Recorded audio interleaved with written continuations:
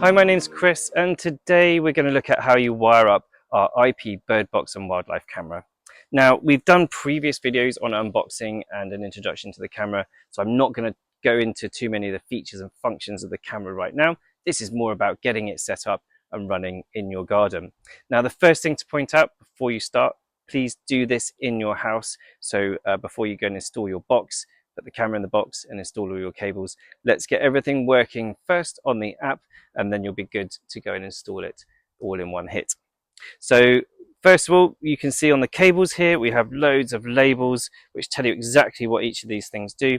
And before we even start that, we're going to ask you to download, you can scan the QR code on here to download the app to your phone. And then on the back, there is also a scan for leaflet information so that you get full instructions step by step on how to do what we're showing you right now.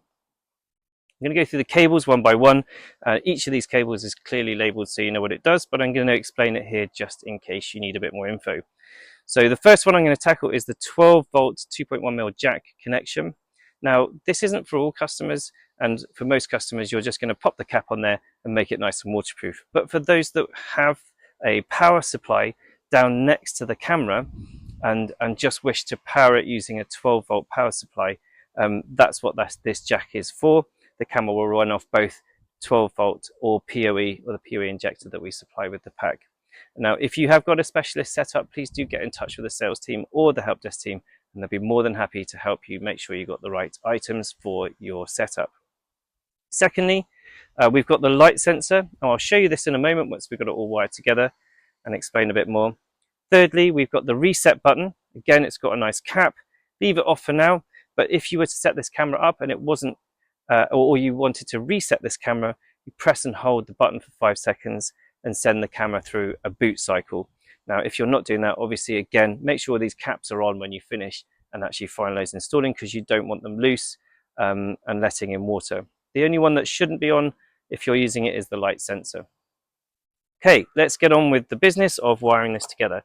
So first of all, we've got the PoE injector, or the Ethernet connection. Now, this is likely to be outside of your box, so we're going to have to make it waterproof with this little waterproof connector kit. And I'm going to put this all together for you now. First of all, we take the little rubber grommet and we put it on the actual camera side of things. Try and make sure that it's nice and flat and not twisted. The next thing we need is the 20-meter cable, or whatever cable you've got. So if you've got a 5 or a 60-meter cable, it doesn't matter which one it is. We're going to then just run that one straight into the camera. And the first thing you do is put the little cap on. Now, I will point out at this stage as well, if you're using your own cables, our cables have what's called a strain. We don't have strain relief on our cables, and that's very specific so that you can get these waterproof connectors over nice and easy. If you happen to have strain relief, like this cable does, you'll find that it won't necessarily go through the gap there. And so you can either cut that off or find some way of squeezing it through.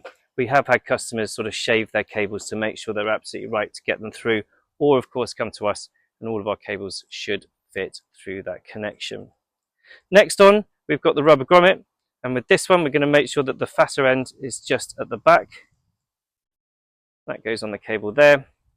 And then we've got the cap that goes over the top. Now again, it's a tight fit for good reason. We want it all to be nice and waterproof.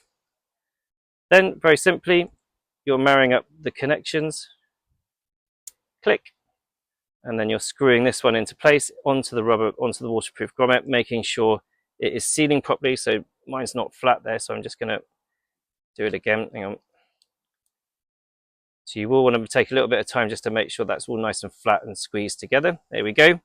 And then finally, push the rubber grommet up, and where possible inside the flange, get it started inside there. Push it in, and then you put the cap over the top, and that will bring it all together, and that will be a nice, fully waterproof seal. Okay, so I've got a bit poking out the back there. I'd probably take a bit more time just to make sure that's working properly, but for the principle of this video, you can see exactly what you're trying to do there. So that's that part of it set up. On the other end then, we've then got to introduce the PoE connector. So this is technically going to be back at the house next to your router or your switch. And I'm going to just first of all plug in the PoE connector. So we've got our plug here. I've got a plug underneath, which I'll just get sorted. And we've got a cloverleaf power supply, and that's really obvious where that goes. Click it into place and the unit will boot up. Now for the camera, that will then, looking at the front here, we've got two sets of wording. We've got PoE and LAN. Now the camera is the one that needs the PoE because it's going to need to be powered. So we click that into place. And then the final cable is the LAN. So that's the part that goes to either your switch or your router. That's your LAN connection. And again, just click into place. And with the blue cable, that then goes off to your router. Now, once you've done that, connected it to your router, you're pretty much ready to go. The camera is already powered up. We can see there's the LEDs have come on, the LED lamps have come on, and I'll explain that just now. And you can also see on the top here a red light that tells us that it's ready, and flashing that tells you that you're ready to connect to the app. And then just download the app, follow the instructions on how to add a camera, click and a tick, and within too long you'll have the camera added to your app. It's really, really easy with the IP camera to set it up with the Green Feathers app. Now I'm just going to show you before I finish these white LEDs here. As you can see, this cap. Now, as I said before, the reason we got these is to give you the very best option or opportunity to be able to see really clear images in the daytime in your box. What sometimes happens is when you have in a bird box, there's restricted light, and sometimes the light will drop and it will confuse the camera and turn it into night vision mode, or you just get much poorer colors out of the images that you're watching. So with the LED lamps, they give you the very best opportunity to get those incredible images that you see on our feeds and on our Instagram. Now, if you cover the cap over, so if you're looking at hedgehogs or the such like, so as soon as I put the cap over, you'll see the lamps go off.